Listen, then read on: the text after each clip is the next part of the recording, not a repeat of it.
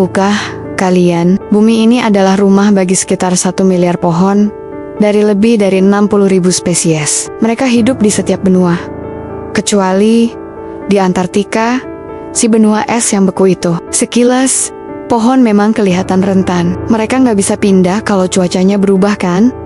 Tapi, jangan remehkan. Pohon sudah ada sejak hampir 400 juta tahun lalu, dan berhasil selamat dari 4 kali peristiwa kepunahan besar di bumi.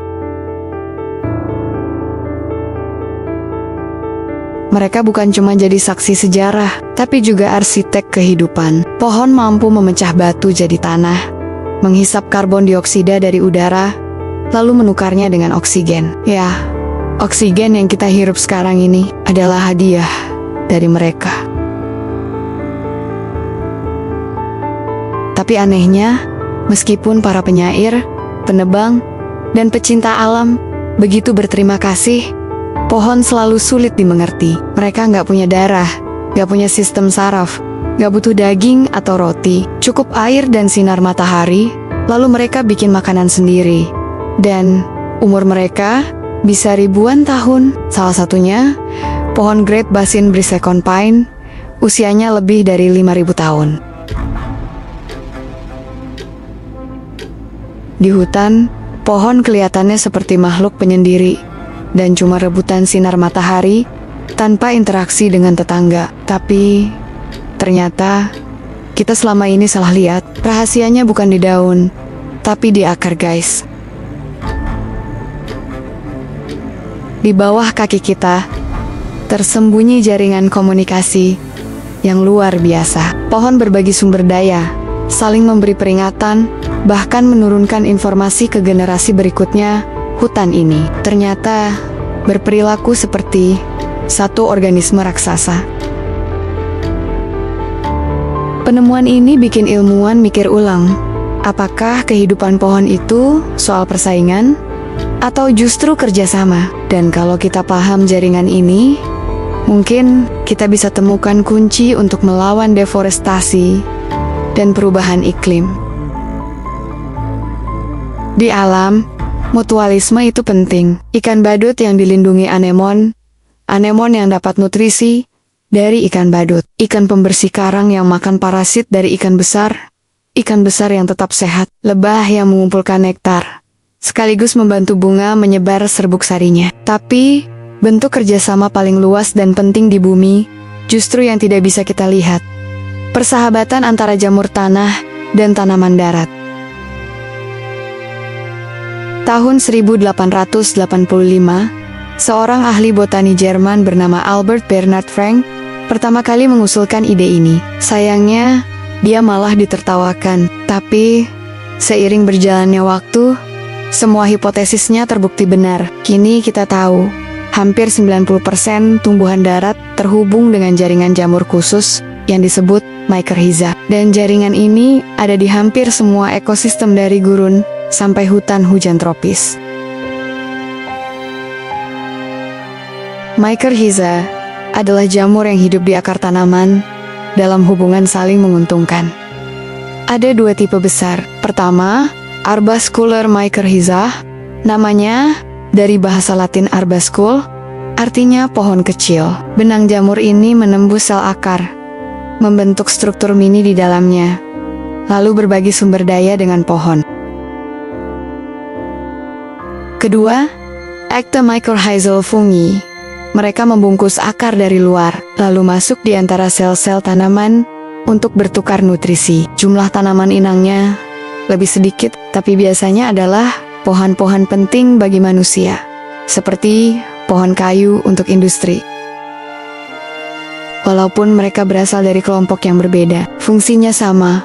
Jamur mengambil air dan nutrisi dari tanah termasuk fosfor dan nitrogen, yang penting untuk pertumbuhan lalu memberikannya ke pohon. Kerjasama yang indah tersembunyi di bawah tanah, membuat hutan tetap hidup, bahkan ketika kita nggak menyadarinya. Jamur mycorrhiza ini nggak cuma ngasih air dan nutrisi ke pohon loh. Sebagai gantinya, pohon memberikan antara 4 hingga 20% dari hasil fotosintesisnya gula manis yang mereka buat dari sinar matahari kepada sang jamur sahabat. Hubungan ini adalah tulang punggung seluruh hutan di bumi. Tanpa ikatan ini, mungkin kehidupan di darat, seperti yang kita kenal sekarang, tidak pernah ada. Tapi, di beberapa dekade terakhir, para ilmuwan sadar bahwa hubungan ini nggak berhenti di satu pohon dan satu jamur saja. Ternyata, pohon-pohon itu sendiri terhubung lewat jaringan bawah tanah yang sangat luas dan rumit. Petunjuk pertama datang di awal 1980-an. Ilmuwan menanam pohon pinus berdampingan di sebuah kotak laboratorium, lalu menghubungkan akar mereka dengan jamur Mycorrhiza. Mereka kemudian memberi tanda khusus pada gula hasil fotosintesis si pohon donor dengan karbon radioaktif. Salah satu pinus dimasukkan ke dalam kotak berisi karbon dioksida radioaktif, diserap lewat daun, diubah jadi gula radioaktif. Lalu, mereka menempelkan film foto di sisi kotak akar itu untuk melihat apakah partikel radioaktif itu bergerak dari satu pohon ke pohon lain atau tidak bergerak sama sekali. Saat filmnya dicetak, terungkap jalurnya. Partikel itu memang berjalan melalui jaringan jamur Mycorrhiza dari satu pohon ke pohon lainnya. Temuan ini bikin bingung. Loh, bukannya pohon itu berevolusi lewat persaingan? Mereka tumbuh tinggi berebut cahaya, akarnya menyebar luas berebut air. Kalau ada pohon yang kalah ya mati, itu hukum alamnya. Tapi kalau mereka ternyata berbagi sumber daya, berarti teori evolusi pohon harus ditulis ulang. Inilah yang membuat seorang peneliti bernama Susan Simard jadi super tertarik. Dalam salah satu eksperimennya, ia meneliti pohon Douglas fir dan pepper birch, dua spesies berbeda yang sering tumbuh bersama di hutan, kadang bersaing soal cahaya dan ruang.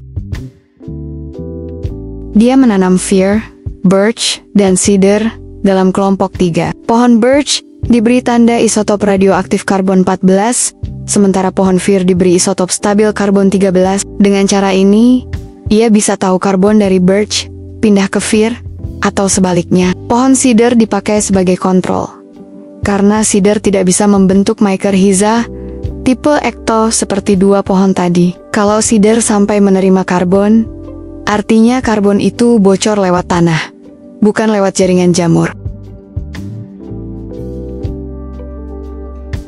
Lalu, Susan menutupi pohon fir dengan tenda bayangan untuk mengurangi fotosintesisnya. Kalau memang mereka terhubung dan saling membantu, pohon birch yang lebih sehat harus mengirimkan gula berlebihnya ke fir yang kekurangan energi. Hasilnya, persis seperti yang ia duga. Pohon birch memang berbagi makanan dengan pohon fir. Semakin gelap fir ditutupi, semakin banyak karbon -14 yang ia terima dari birch. Pohon cedar, nihil. Nggak dapat apa-apa. Eksperimen lanjutan membuktikan kedua spesies ini bahkan bisa saling berbagi nitrogen dan hubungan mereka bersifat dua arah, tergantung musim dan kondisi. Kadang birch membantu fir, kadang fir membantu birch. Sistem saling dukung yang bikin keduanya tetap sehat. Tapi bukan cuma makanan yang mereka bagikan. Beberapa eksperimen lain melihat bahwa pohon bisa mengirim sinyal peringatan ketika mereka diserang serangga rakus, jamur penyakit, atau ulah manusia. Bayangin, di sebuah eksperimen pada tanaman tomat yang dihubungkan lewat jaringan Mycorrhiza tipe arbuscular, ketika sebagian tanaman diserang ulat pemakan daun, tetangganya yang sehat langsung mengaktifkan 4 gen pertahanan hanya dalam waktu 6 jam. Artinya, mereka tahu ada masalah, meskipun tidak melihatnya langsung. Ternyata, persiapan yang dilakukan tanaman itu berhasil. Tanaman yang sempat membuat enzim pertahanan sebelum diserang hama bertahan lebih baik. Bahkan, ulat-ulat yang menyerang tanaman kedua itu tumbuh lebih kecil dan kurang sehat. Bukti lain juga menunjukkan pohon dari spesies yang sama bisa mengenali keluarganya lewat jaringan jamur ini. Mereka dapat mengidentifikasi pohon mana yang paling dekat hubungan darahnya, lalu mengirim lebih banyak sumber daya untuk membantu kerabatnya itu. Semua eksperimen ini memberi pesan jelas. Pohon bukanlah makhluk penyendiri. Mereka hidup dalam harmoni, saling terhubung, saling membantu. Tapi, kalau mereka begitu kompak, apakah ini menggoyang teori lama yang mengatakan persaingan lebih penting daripada kerjasama dalam evolusi?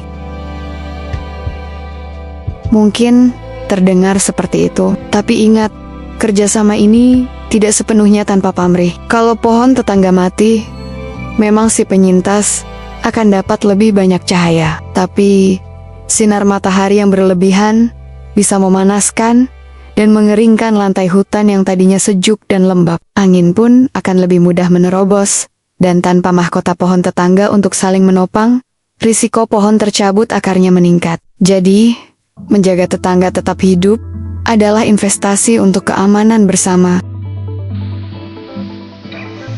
Penelitian Susan Simard menemukan sosok yang sangat penting di dunia pohon, Mother Trees, pohon-pohon tertua dan terbesar yang menjadi pusat jaringan jamur bawah tanah. Mereka adalah simpul utama yang menghubungkan ratusan pohon lain di hutan. Mother Trees membagikan karbon dan nitrogen berlebih kepada bibit-bibit muda di bawah kanopi, membuat peluang hidup mereka jauh lebih besar. Masalahnya, manusia justru sangat pandai menebang pohon-pohon ini. Kita sering menebang seluruh hutan, atau langsung mengincar pohon terbesar yang paling berharga. Jika terlalu banyak Mother Trees ditebang, terlalu banyak simpul jaringan yang hilang, hutan mulai melemah, penyakit menyebar, serangga merajalela, dan perlahan hutan runtuh. Tapi dengan penelitian ini, harapannya akan ada perubahan. Jika kita paham bahwa pohon terhubung dengan tetangga dan keluarganya, maka saat panen kayu, kita bisa menyisakan Mother Trees untuk menjaga jaringan tetap hidup. Pohon-pohon muda bisa diambil, tapi simpul utama tetap dipertahankan. Dengan begitu, maka komunikasi dan pertukaran sumber daya tetap berjalan, dan hutan bisa pulih kembali. Bahkan, anak-anak pohon yang tumbuh dari biji Mother Tree akan langsung terhubung ke jaringan jamur, menerima dukungan dari seluruh komunitas hutan, dan peluang hidup mereka melonjak tinggi. Riset juga menunjukkan, mempertahankan pohon tua beserta jaringannya dapat mengurangi kehilangan karbon dari ekosistem baik di atas tanah maupun di bawahnya. Kini para ilmuwan sedang mempelajari bagaimana koneksi antara Mother Trees, bibit muda, dan tanaman lain memperkuat ketahanan komunitas hutan. Mempertahankan jaringan ini akan membantu hutan melawan stres akibat perubahan iklim, dan pulih lebih cepat ketika bencana datang.